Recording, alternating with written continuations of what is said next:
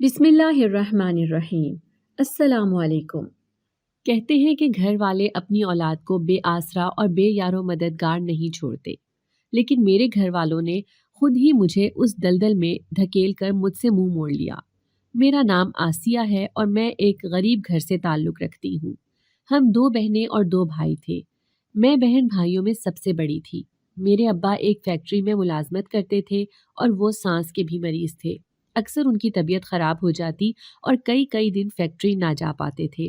اس لیے جب میں 8ویں جماعت میں تھی تو میری ماں نے مجھے محلے کی درزن کے پاس بٹھا دیا تاکہ میں اس سے سلائی سیکھ کر خود بھی کچھ کما کر گھر میں مالی مدد کر سکوں۔ میری ماں میرے کانوں میں اکثر گھر کے حالات کے بارے میں بات ڈالتی، جس سے میرا دل دکھی ہو جاتا اور میرے اندر جلد کام سیکھنے کی لگن پیدا ہو جاتی، اور میں نے اتنی جلدی سلائی کا کام سیکھا کہ سب لوگ حیران ہو گئے، اور اس طرح میرے پاس کافی سلائی کے کپڑے آنا شروع ہو گئے اور ان کی رقم میری اماں مجھ سے لے لیتی۔ کبھی انہوں نے یہ نہ کہا کہ میری بھی کوئی ضرورت ہوگی یا جیب خرچ کے طور پر کچھ پیسے ہی دے دیتی۔ اسی طرح ان کے ذہن میں نہ خیال آیا اور نہ ہی میری انا نے یہ گوارا کیا کہ میں ان سے خود مانگ سکوں۔ میں نے اس بارے میں مکمل خاموشی اختیار کیے رکھی، لیکن میرے چھوٹے بہن بھائی اب پہلے سے بہتر نظر آتے۔ انہیں دیکھ کر میں مطمئن ہو جاتی اور اماں سے گلہ شکوہ بھی بھول جاتی۔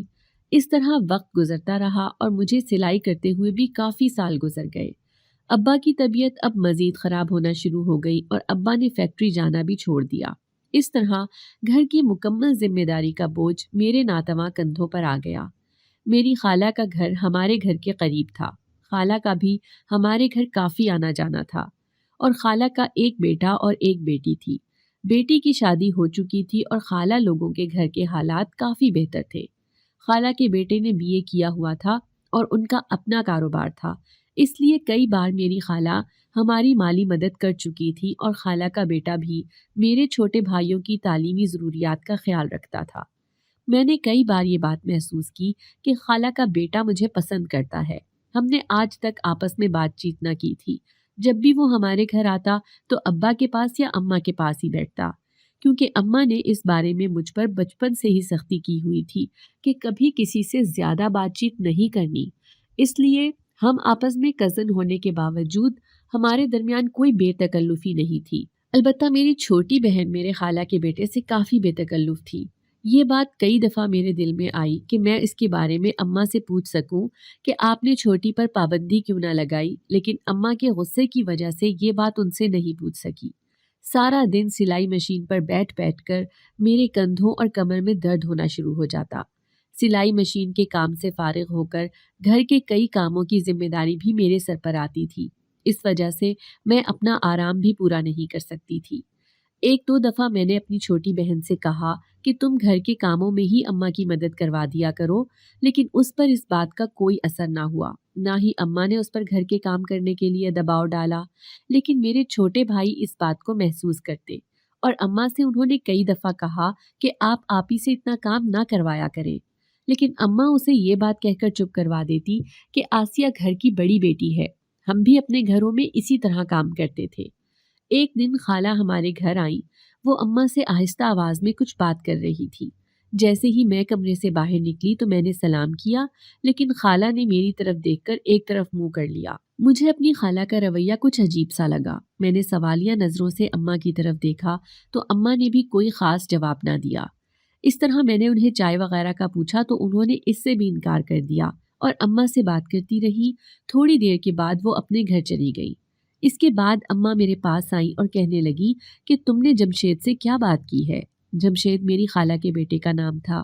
تو میں نے حیرانگی سے اپنی اماں کی طرف دیکھا اور کہا کہ میری تو آج تک اس سے کوئی بات چیت نہیں ہوئی۔ تو وہ کہنے لگی تو پھر اس نے کس بنا پر گھر میں یہ شور ڈالا ہوا ہے کہ میں نے آسیہ سے ہی شادی کرنی ہے؟ اس نے اپنی ماں کو کہا ہے کہ وہ میرا رشتہ لے کر جائے۔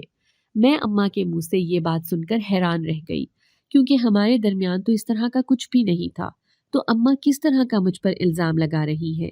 میری آنکھوں میں آنسو آ گئے۔ میں نے اماں کو اپنی صفائی پیش کرتے ہوئے کہا کہ آپ مجھے غلط سمجھ رہی ہیں، میں نے آج تک آنکھ اٹھا کر بھی اس کی طرف نہیں دیکھا ہے، تو آپ مجھ پر اس طرح کا الزام نہ لگائیں۔ تو اماں نے کہا کہ آئندہ سے جمشید تم سے اس بارے میں بات بھی کرے گا تو تم نے اس کو اسی وقت انکار کر دینا ہے۔ میں نے اماں کی بات سن کر سر جھکا لیا۔ مجھے اماں کی اس بات کا بہت ہی افسوس ہوا کہ بجائے اپنی بیٹی کا ساتھ دینے کے انہوں نے اپنی بہن کی بات پر یقین کر لیا اور مجھے سمجھانے کے لیے آ گئی۔ انہیں تو اپنی بہن کو سمجھانا چاہیے تھا۔ اسی طرح کافی دن گزر گئے۔ ایک دن خالہ پھر ہمارے گھر آئی اور باقاعدہ انہوں نے ابا سے آ کر میرا رشتہ مانگنا شروع کر دیا۔ یہ بات سن کر اماں کا بھی منہ کھلے کا کھلا رہ گیا اور میں بھی پریشانی سے اپنے کمرے میں چلی گئی۔ ابا پہلے ہی بیمار تھے۔ انہوں نے یہ سوچا کہ اچھی بات ہے، جلد بیٹی کا فرض ادا ہو جائے گا اور خاندان میں ہی بات بن جائے گی۔ خالہ نے ابا کی طرف سے ہاں ملتے ہی میرے ہاتھ پر 2000 روپے رکھے اور میرا منہ میٹھا کروا کر بات پکی کر دی۔ لیکن میں نے یہ بات محسوس کی کہ اماں اس رشتے پر راضی نہیں تھی اور نہ ہی میری چھوٹی بہن اس رشتے پر خوش تھی۔ میں بھی شش و پنج کا شکار تھی، نہ ہی میں کھل کر اپنے رشتے پر خوش ہو رہی تھی۔ دل پر عجیب سی افسردگی چھائی ہوئی تھی۔ چھوٹی بہن نے میٹرک کے بعد تعلیم کو خیر بات کہہ دیا۔ وہ سارا دن گھر میں خود تیار ہو کر ہونٹوں پر لپسٹک لگا کر محلے کے گھروں میں گھومتی رہتی، اور یہ بات میں نے کئی دفعہ اماں کو سمجھانے کی کوشش کی کہ آپ اس کو اس بات سے روکیں کہ اس طرح تیار ہو کر محلے کے گھروں میں گھومنا اچھی بات نہیں۔ لیکن میری چھوٹی بہن اماں کے کہنے میں نہ آئی اور اس نے اپنا یہی طریقہ رکھا۔ نہ اسے ابا کا ڈر تھا۔ چھوٹے دونوں بھائی کافی حد تک سمجھدار تھے، وہ کہی ہوئی بات کو سمجھ جاتے تھے۔ اسی طرح وقت گزرتا رہا اور گھر کے حالات مزید خراب ہوتے گئے۔ خالہ نے ہمارے گھر میں آنا بالکل چھوڑ دیا تھا۔ جو تھوڑا بہت پہلے آتی تھی اب بالکل نہ آتی، اور اماں مجھے ہی اس بات کا ذمہ دار سمجھتی اور اٹھتے بیٹھتے مجھے اس بات کا تانا دیتی کہ جب سے تمہارا رشتہ ہوا ہے میری بہن مجھ سے دور ہو گئی ہے۔ اماں کی اس بات کی مجھے سمجھ نہیں آتی تھی۔ ایک دو دفعہ جمشید رشتہ ہونے کے بعد ہمارے گھر آیا اور اس نے مجھ سے بات کرنے کی کوشش کی، لیکن میں نے ہی اس سے دوری اختیار کی۔ میں نہیں چاہتی تھی کہ مزید اس بات کو لے کر گھر میں کوئی مسئلہ بنے۔ ایک دن ابا کا دوست ابا کی خیریت معلوم کرنے کے لیے گھر آیا۔ انہوں نے گھر کے حالات دیکھے اور ابا سے کہنے لگے کہ شہر میں میرے جاننے والے کا گھر ہے، وہ کافی امیر لوگ ہیں، انہیں کام کرنے کے لیے کسی لڑکی کی ضرورت ہے۔ اگر تم چاہو تو اپنی بیٹی کو ادھر بھیج دو۔ جتنے پیسے تمہاری بیٹی ادھر سلائی سے اکٹھے کرتی ہے اس سے دگنے پیسے اسے ادھر سے مل جائیں گے اور گھر کے حالات بہتر ہو جائیں گے۔ ابا بھی گھر کے حالات کو دیکھتے ہوئے پریشان تھے۔ انہوں نے اس بارے میں اماں سے بات کی۔ اماں نے جب یہ بات سنی تو وہ فوراً راضی ہو گئی اور مجھے کہنے لگی کہ فوراً شہر جانے کی تیاری کرو۔ اماں نے مجھ سے میری مرضی تک نہ پوچھی، تو میں نے جھجکتے ہوئے اماں سے کہا کہ اماں، کسی کے گھر کا کام کرنا مجھے پسند نہیں۔ ادھر تو میں خود کی محنت سے روزی کماتی ہوں، کسی کے دباؤ میں نہیں ہوں۔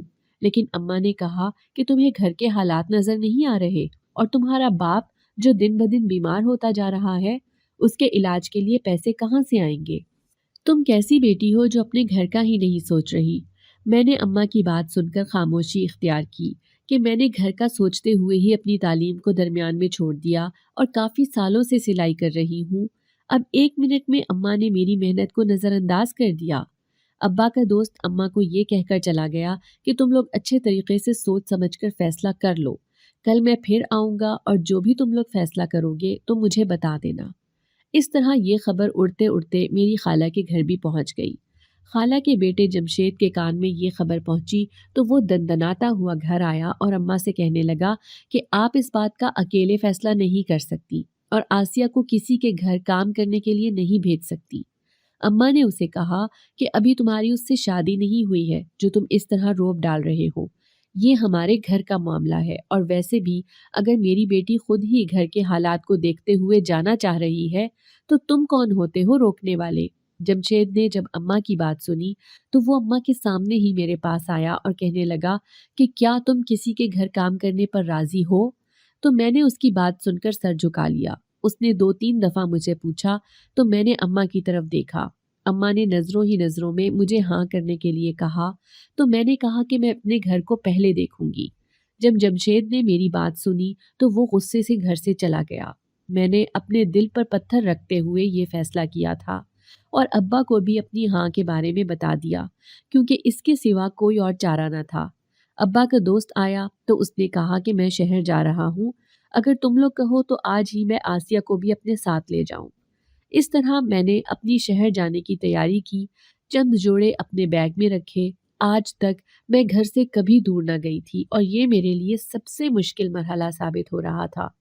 آج پہلی دفعہ اماں نے مجھ سے نرم لہجے میں بات کی اور کہنے لگی، تم پریشان نہ ہونا، ہم تم سے روزانہ بات کرتے رہیں گے۔ پھر میں چھوٹے بہن بھائیوں سے ملی اور ابا سے ملتے ہوئے میری آنکھوں میں بھی آنسو تھے۔ ابا کی آنکھوں میں بھی آنسو آ گئے اور وہ مجھے کہنے لگے کہ بیٹا اگر میرے ہاتھ میں کچھ ہوتا تو میں ہرگز بھی تمہیں کسی کے گھر میں کام کرنے کے لیے مجبور نہ کرتا، لیکن میں بے بس ہوں۔ میں نے ابا کے ہاتھوں کو تھامتے ہوئے کہا کہ آپ فکر نہ کریں، آپ جلد ہی صحت یاب ہو جائیں گے۔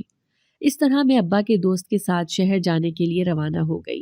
ابا کے دوست کے ساتھ بس پر چڑھتے ہوئے میں جھجک رہی تھی، لیکن انہوں نے میرے سر پر ہاتھ رکھا اور کہا کہ تم میری بیٹی جیسی ہو، میں تمہاری خیریت معلوم کرتا رہوں گا۔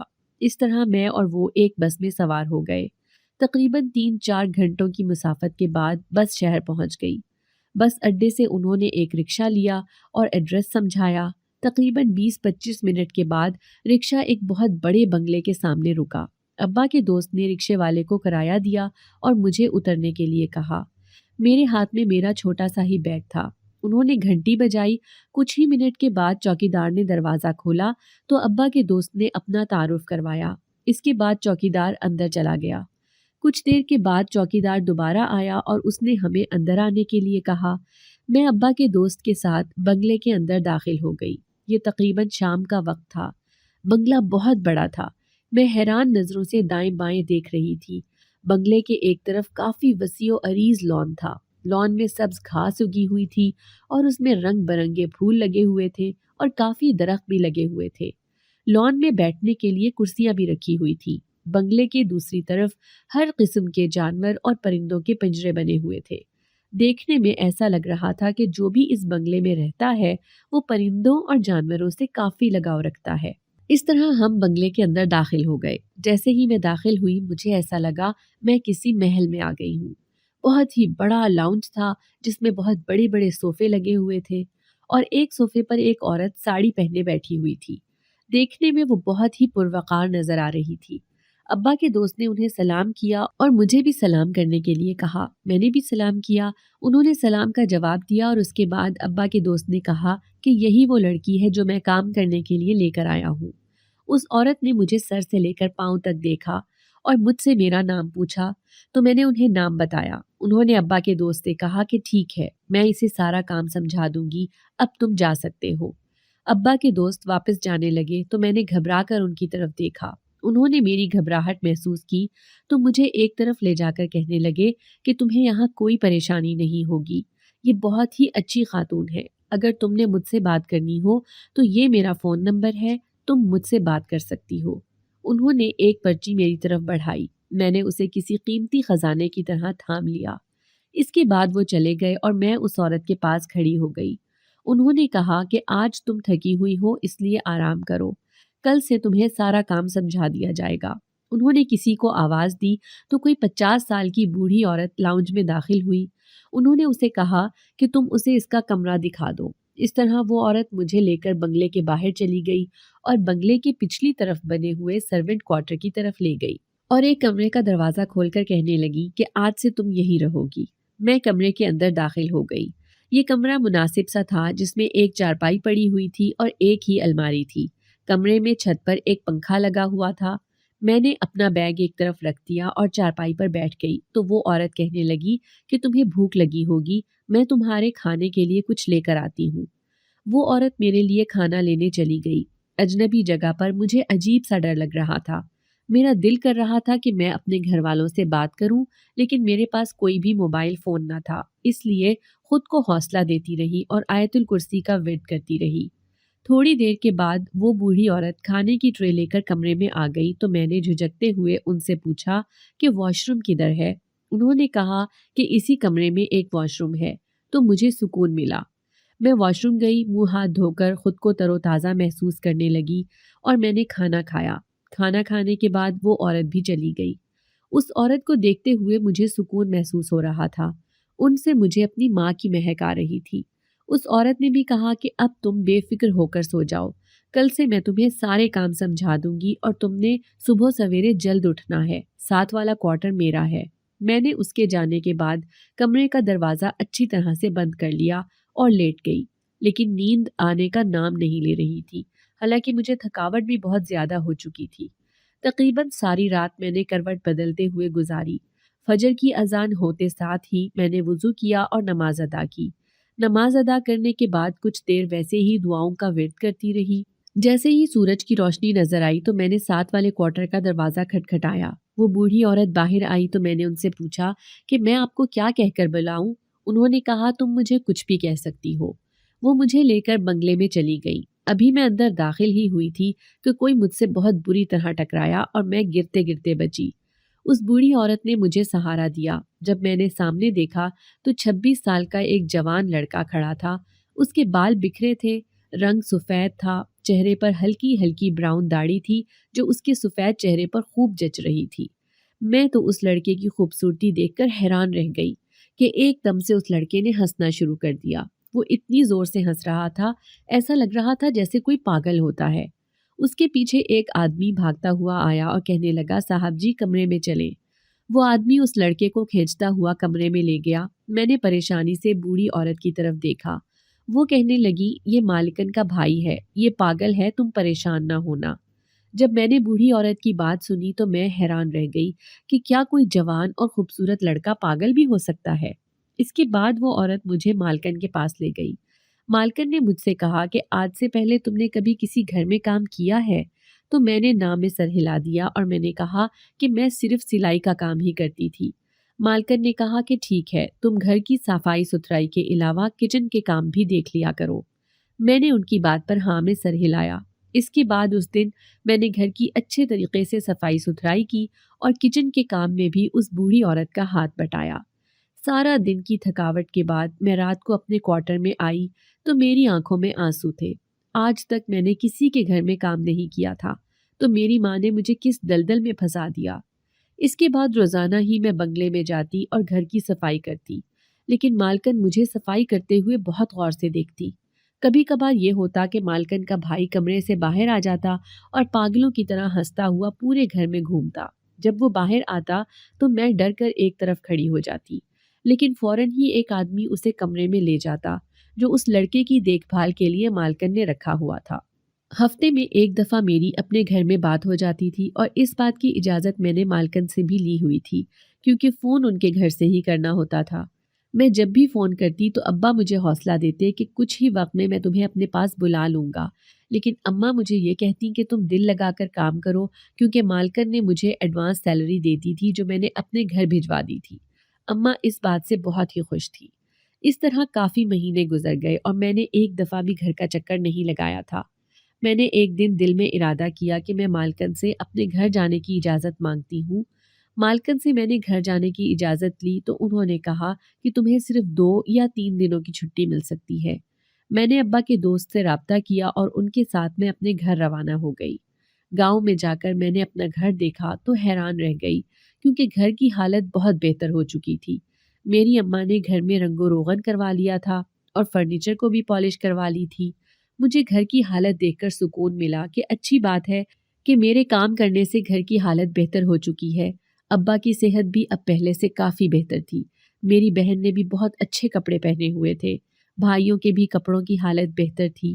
میری خالہ کا بیٹا جمشید مجھ سے ملنے کے لیے آیا اور اس نے مجھے کہا کہ اب تم لوگوں کے گھر کے حالات کافی بہتر ہو چکے ہیں، اب تم یہ کام چھوڑ دو۔ تو میں نے کہا کہ میں اماں کی اجازت کے بغیر یہ کام نہیں چھوڑ سکتی اور اماں نے ابھی اس بات کی اجازت نہیں دینی تھی۔ اس طرح 2 دن رہ کر میں دوبارہ ابا کے دوست کے ساتھ شہر آ گئی۔ ایک دن مالکن مجھے کہنے لگی کہ کیا تمہاری کہیں منگنی ہو چکی ہے؟ میں نے کہا میری خالہ کے گھر میری منگنی ہوئی ہے۔ وہ کہنے لگی کہ اگر تم میرے بھائی سے شادی کر لو تو تم یہاں عیش کرو گی۔ میں اپنی مالکن کی بات سن کر حیران رہ گئی اور انہیں کہنے لگی کہ یہ کیسے ہو سکتا ہے؟ میرے والدین میرا رشتہ پکا کر چکے ہیں اور ویسے بھی میں یہاں کام کے لیے آئی ہوں۔ مالکن نے جب یہ میری بات سنی تو انہیں شدید غصہ آیا۔ انہوں نے مجھے اس بات پر راضی کرنے کی کوشش کی لیکن میں نے ان کی بات سے انکار کر دیا، اور جب سے انہوں نے مجھ سے رشتے کی بات کی ہوئی تھی میرا یہاں رہنے کو دل نہیں چاہ رہا تھا۔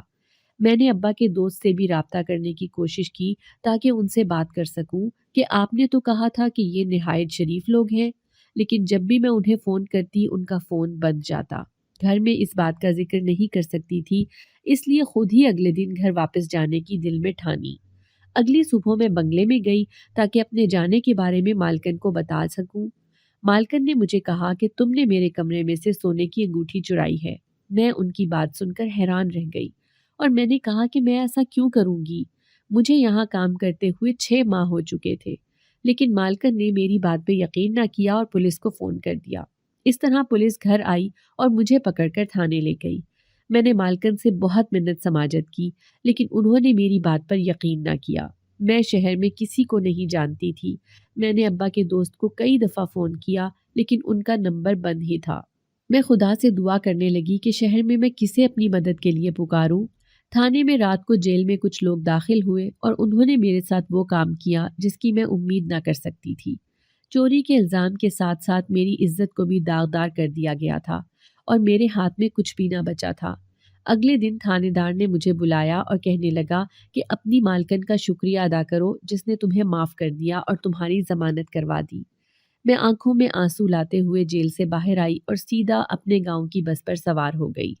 جیسے ہی میں اپنے گھر پہنچی تو میں نے اپنی اماں اور ابا کو اپنے ساتھ ہوئی رودات کے بارے میں بتایا۔ میرے ابا تو آنکھوں میں آنسو لاتے ہوئے خاموش ہو گئے، لیکن اماں نے مجھے اتنی باتیں سنائی کہ ہم نے تمہیں شہر کام کرنے کے لیے بھیجا تھا، رنگ رلیاں منانے کے لیے نہیں بھیجا تھا۔ میں اپنی اماں کے الزامات سن کر حیران رہ گئی کہ اس طرح اماں نے مجھے دھکے دیتے ہوئے گھر سے نکال دیا۔ میں نے خالہ کے بیٹے جمشید سے بھی بات کرنے کی کوشش کی تو اس نے بھی رشتہ توڑ دیا۔ میں روتی ہوئی دوبارہ بس میں سوار ہوئی اور اپنے مالکن کے ہاں پہنچی۔ اب میں نے مالکن سے کہا کہ میں آپ کے بھائی سے شادی کرنے کے لیے راضی ہوں۔ مالکن یہ سن کر خوش ہو گئی۔ اس نے اگلے 2 دنوں میں ہی میرا نکاح اپنے بھائی کے ساتھ کر دیا۔ شادی کی رات مالکن نے مجھے اپنے بھائی کے کمرے میں بھجوا دیا۔ میرے دل میں ہول اٹھ رہے تھے کہ میں ایک پاگل کے ساتھ کیسے زندگی گزاروں گی۔ ابھی میں بیٹھی یہ سوچ ہی رہی تھی کہ میرا پاگل شوہر کمرے میں داخل ہوا اور ہنستے ہوئے میرے پاس بیڈ پر بیٹھ گیا۔ میں بیڈ کے ایک کونے میں سمٹ کر بیٹھ گئی۔ وہ میرے کان کے پاس آ کر کہنے لگا، ایک بات پر یقین کرو گی؟ میں نے حیرانگی سے اس کی طرف دیکھا کہ یہ تو صحیح بات کر رہا ہے۔ وہ کہنے لگا کہ میں پاگل نہیں ہوں اور ہنستے ہوئے پیچھے ہو گیا۔ میں سوچنے لگی کہ ہر پاگل یہی کہتا ہے کہ میں پاگل نہیں ہوں۔ اسی طرح کافی دن گزر گئے۔ ایک بات میں نے نوٹ کی، وہ یہ تھی کہ میرا شوہر کمرے میں بالکل ٹھیک رہتا تھا اور مجھے بعض اوقات یہ لگتا تھا کہ وہ پاگل ہونے کا ناٹک کرتا ہے۔ ایک دن میں بستر پر بیٹھی رو رہی تھی کہ اچانک میرے بازو پر کسی نے ہاتھ رکھا۔ میں ڈر گئی تو میں نے دیکھا کہ میرا شوہر میرے بازو پر ہاتھ رکھے ہوئے ہے اور مجھ سے پوچھ رہا ہے کہ تم کیوں رو رہی ہو؟ میں نے اپنے آنسو صاف کیے اور نام میں سر ہلایا۔ اس کے بعد اس نے پھر مجھ سے پوچھا کہ کیا بات ہے؟ میں نے اسے کوئی جواب نہ دیا۔ کچھ دیر وہ میری آنکھوں میں دیکھتا رہا۔ اب وہ بالکل ایک نارمل انسان لگ رہا تھا۔ میں نے پوچھا کہ مجھے ایسا لگتا ہے کہ آپ پاگل نہیں ہیں، تو وہ ہنسنے لگا اور کہنے لگا، میں نے تمہیں پہلے دن ہی کہا تھا کہ میں پاگل نہیں ہوں، لیکن تم نے میری بات پر یقین نہ کیا۔ یہ جو میری بہن ہے یہ میری سوتیلی بہن ہے۔ یہ میری جائیداد پر قبضہ کرنا چاہتی ہے، اس لیے اس نے تمہیں نوکرانی سمجھ کر میری شادی تم سے کروانی چاہی، لیکن میں اس کے ارادے جان چکا ہوں، اس لیے اس کے سامنے پاگل ہونے کا ناٹک کرتا ہوں۔ اس نے کئی دفعہ جائیداد کے پیپر پر مجھ سے دستخط کروانے کی کوشش کی ہے، لیکن میں پاگل ہونے کا ہی ناٹک کرتا رہا، اسی لیے یہ اپنے مقصد میں کامیاب نہ ہو سکی۔ اس نے تم سے میری شادی کروائی ہے تاکہ میری جائیداد جو نکاح کے بعد قانونی طور پر تمہاری ہو چکی ہے وہ اس پر تم سے دستخط کروا سکے اور جائیداد اپنے نام کروا لے۔ میں نے جب اپنے شوہر کی بات سنی تو میں حیران رہ گئی۔ اس کے بعد کمرے کا دروازہ کھلنے کی آواز آئی۔ میں نے پیچھے مڑ کر دیکھا تو مالکن کھڑی تھی۔ انہوں نے غصے سے اپنے بھائی کی طرف دیکھا اور کہا کہ تم کافی عرصے سے مجھے دھوکہ دے رہے تھے اور تم پاگل ہونے کا ڈرامہ کر رہے تھے۔ میرے شوہر نے آگے بڑھ کر کہا کہ ہاں، میں ڈرامہ ہی کر رہا تھا اور آپ کو آپ کے مقصد میں کامیاب نہیں ہونے دیا۔ آپ اب اس گھر سے جا سکتی ہیں۔ اس گھر میں آپ کا کوئی حصہ نہیں۔ اس طرح میرے شوہر نے مالکن کو یعنی اپنی بہن کو اپنے گھر سے نکال دیا اور میں اور میرا شوہر اسی گھر میں رہنے لگے۔ میرا شوہر اب بالکل عام انسان کی طرح رہتا ہے، لیکن میرے دل میں آج بھی ایک سوال گونجتا ہے اور میرا دل کرتا ہے کہ میں ساری دنیا سے یہ پوچھ سکوں کہ میرے گھر والوں نے مجھ سے ایسا سلوک کیوں کیا۔ اور میں یہ سوال آپ سے بھی کرتی ہوں، کیا مجھے اپنے گھر والوں کے سامنے ایک دفعہ اپنے شوہر کے ساتھ جانا چاہیے اور کیا اپنی بے گناہی ثابت کرنی چاہیے؟ اگر آپ کو ہماری آج کی کہانی پسند آئی ہے تو ویڈیو کو لائک کیجیے، اور اگر آپ ایسی ہی دلچسپ کہانیاں سننا پسند کرتے ہیں تو ہمارے چینل کو سبسکرائب کیجیے۔ ملتے ہیں کل ایک نئی دل کو چھو جانے والی کہانی کے ساتھ۔